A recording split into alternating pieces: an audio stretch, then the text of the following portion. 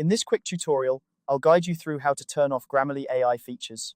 If you're looking to customize your Grammarly experience by disabling its AI functionalities, you've come to the right place.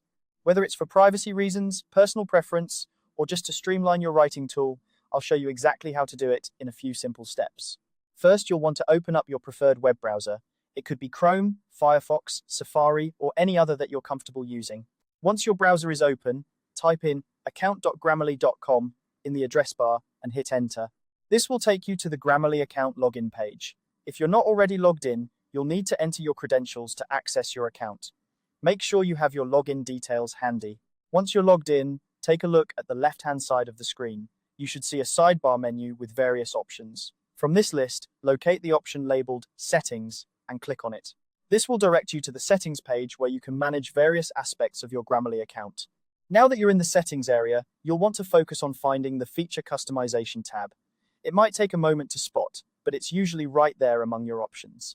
Click on this tab to access a range of features that you can adjust to suit your needs.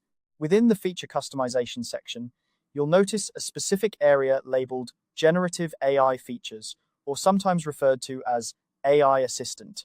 This is the section where you can control the AI capabilities that Grammarly offers. If you're interested in turning these features off, this is the place to do it. Next, you'll see switches or toggles associated with these AI features. To disable them, simply toggle these switches to the off position. It's as easy as that.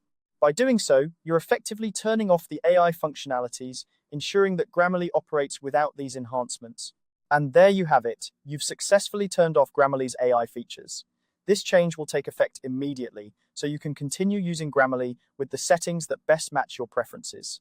Remember, you can always come back to this section if you decide to turn the features back on or customize them further. Thank you for watching this tutorial. If you found this guide helpful, don't forget to like and subscribe for more useful tips. Enjoy your streamlined Grammarly experience.